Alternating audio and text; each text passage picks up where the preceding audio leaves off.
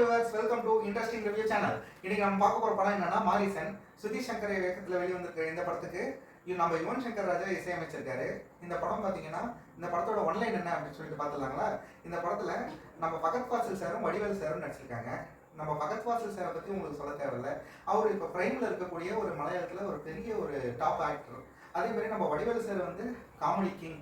அதாவது நம்மளுடைய 90s கிட்ஸாக இருக்கட்டும், இல்லை 2K கிட்ஸாக இருக்கட்டும், அப்போ வந்து 20 இயர்ஸ் பேக் வந்து பார்த்தீங்கன்னா அப்போ வந்து நம்ம இவரை பார்த்தாலே நமக்கு வந்து அவ்வளோ ஜாலி, ஒரு மகிழ்ச்சி, ஒரு சந்தோஷம், ஒரு சிரிப்பு எல்லாமே வந்து பார்த்தீங்கன்னா இவரை பார்த்து வர்ற மாதிரி மற்றவங்கள பார்த்து வராது.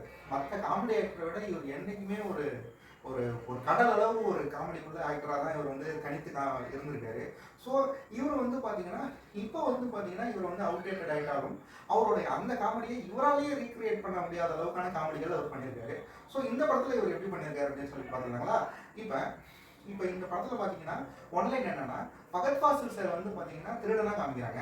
அவர் வந்து படத்தோட ஆரம்பத்தில் திருட போகிற மாதிரி காமிக்கிறாங்க. அப்போ அவர் வந்து என்ன சொல்கிறாருன்னா, எனக்கு என் மனசுக்கு ஈடுபாடு உள்ள ஒரு வீட்டில் தான் நான் எப்பயுமே திருட போவேன் அப்படின்னு சொல்லிக்கிட்டே ஒரு வீட்டை பார்க்கும்போது அவருக்கு ஒரு ஈடுபாடு வருது. ஸோ உள்ளே போகிறாரு. உள்ளே போனோடனே ஒரு ரூமை திறந்தா திடீர்னு வடிவேல் சார் கையில் விலங்கு கட்டிட்டு இருக்கிற மாதிரி காமிக்கிறாங்க. ஸோ இவர் என்ன பண்ணுறாரு, ஓகே ஒரு இது விலங்கு தானே கட்டியிருக்காங்க, நம்ம எப்படியாவது இங்கேருந்து திருடிட்டு போயிடுவோம்னு சொல்லிட்டு பிளான் பண்ணுற மாதிரி காமிக்கிறாங்க. ஆனால் அதுக்குள்ளே வடிவேல் சார் வந்து என்ன சொல்கிறாரு, பகத் ஃபாசில் சாரை பார்த்து என்னை வந்து நீ விடுவிச்சிருந்தா நான் உனக்கு இவ்வளோ பணம் தரேன்னு பேரம் பேசுகிறேன்னு காமிக்கிறாங்க. அதுக்கு முன்னாடி இவர் என்ன சொல்கிறாருன்னா, இந்த மாதிரி நான் ஏன் விலங்கு கட்டியிருக்கேன்னா, என் பையன் வந்து எனக்கு அல்சைமர்ன்ற ஒரு நோய் இருக்குது. அது வந்து இப்போ எனக்கு ஏதாவது இப்போ என்ன நடக்குதோ, யாரை பார்க்குறனோ எல்லா விஷயத்தையும் நான் கொஞ்சம் நேரத்தில் மறந்துடுவேன்.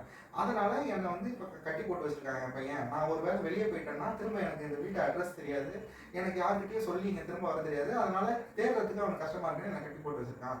நீ என்னை விடுவிச்சிரு, இந்த விலங்குலேருந்து விடுவிச்சுட்டு உனக்கு என்ன பணமோ நான் கொடுத்துட்றேன், எவ்வளோ வேணுமோ கொடுத்துட்றேன்னு சொல்லும்போது பேரம் பேசுறாங்க. 25,000 கொடுக்குறேன், 25,000 ஃபிக்ஸ்டுன்னு சொல்லிட்டு ரெண்டு பேரும் ஏடிஎம்க்கு போகிற மாதிரி காமிக்கிறாங்க.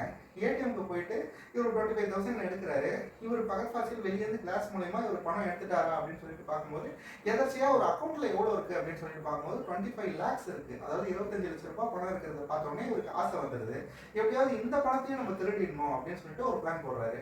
போட்ட உடனே இவர் எப்படியாவது அவர் போகிற இடத்துக்கு நம்ம டிராவல் பண்ணி அவர்கிட்ட பணம் எடுத்துடணும் அப்படின்னு சொல்லிட்டு பகத் ஃபாசில் சாரோட எண்ணத்துல இருக்கு. இவர் வடிவேல் சார் பணத்தை கொடுத்துட்டு இங்கேருந்து போயிடணும் அப்படின்னு சொல்லிட்டு அவர் ஒரு எண்ணத்துல இருக்காரு.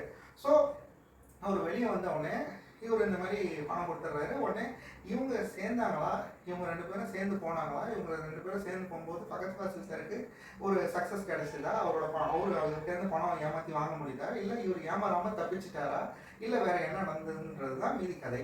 இந்த படத்தில் பார்த்தீங்கன்னா ஒரு பாசிட்டிவ்ஸ் என்ன அப்படின்னு பார்த்தோம்னா, இந்த படத்தோட ஸ்டோரி தாங்க. இந்த படத்தோட ஸ்டோரி பார்த்தீங்கன்னா பெர்ஃபெக்டாக எடுத்தால் கண்டிப்பாக ஒரு பிளாக் பஸ்டர் ஆகக்கூடிய ஒரு கதை. இந்த படம் வந்து பார்த்தீங்கன்னா நம்ம முடிச்சுட்டு வெளியே வரும்போது முதல்ல ஸ்டோரி தான் மனசில் நிற்கும். ஸோ நெக்ஸ்ட் பார்த்தீங்கன்னா இந்த படத்தில் வந்து யுவன் சங்கர் ராஜா ரொம்ப வருஷம் கழிச்சு இதில் பண்ணுறாரு. அவர் பண்ணுறதுனாலே நமக்கு ஒரு மனசு ரொம்ப சந்தோஷமாக இருக்கும். ஆனால் அவருக்கான வேலைகள் இந்த படத்தில் பெருசாக இல்லை. ஓகே, இது வந்து பார்த்தீங்கன்னா பாசிட்டிவ்ஸ் வந்து யுவன் சங்கர் ராஜா பார்க்கறதே நமக்கு ரொம்ப சந்தோஷம் தானே இந்த படத்தில் போட்டிருக்காருன்றது. மற்றபடி இந்த படத்தோட ஸ்டோரி, மற்றபடி நெகட்டிவ்ஸ் என்ன அப்படின்னு சொல்லிட்டு பார்த்துலாங்களா. நெகட்டிவ்ல வந்து பார்த்தீங்கன்னா நம்ம வடிவேல் சார் வந்து பார்த்தீங்கன்னா ஒரு காமெடி கிங், அதெல்லாம் ஓகே.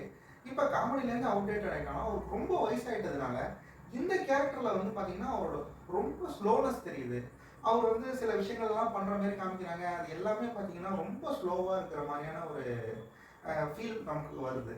அதுக்கப்புறம் பார்த்தீங்கன்னா நம்ம பகத் ஃபாசில் சார் வந்து கண்டிப்பாக அவர் ஒரு அவுட்ஸ்டாண்டிங் பெர்ஃபார்மர்ன்றதுல எந்த விதமான மாற்று கருத்தும் இல்லை. ஆனால் இந்த கேரக்டருக்கு அவர் தேவையா இந்த படத்தில் அப்படின்றது நமக்கு ஒரு கொஸ்டின் மார்க் தோணுது. ஏன்னா அவர் வந்து ஒரு அமர் கேரக்டர், விக்ரம்ல, அப்புறம் ஆவேசத்தில் அந்த மாதிரி கேரக்டர், அந்த மாதிரி பெரிய பெரிய கேரக்டர் பண்ணக்கூடிய ஒரு ஆள் வந்து இந்த கேரக்டருக்கு இவரை கொண்டாந்து போடணுமா அப்படிங்கிற மாதிரி நமக்கு தோணுது.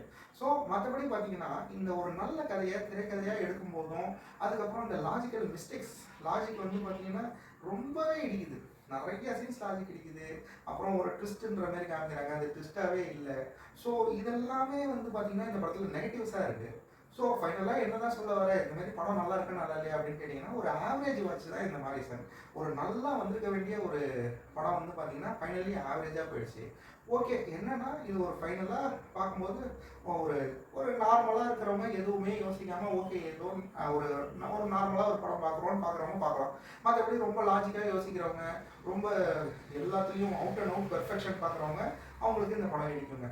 மற்றபடி இந்த படத்துக்கு ரேட்டிங் என்ன அப்படின்னு சொல்லிட்டு பார்த்தோம்னா, ரேட்டிங் வந்து போட்டு இந்த படத்தை வந்து ஒரு ஒரு டிசப்பாயின்மெண்ட் பண்ண எனக்கு ஒரு மனசு வரல. இந்த படம் பார்த்தீங்கன்னா ஒரு ஆவரேஜ் வாட்ச் அப்படின்னு சொல்லிட்டு முடிச்சுக்கலாம்.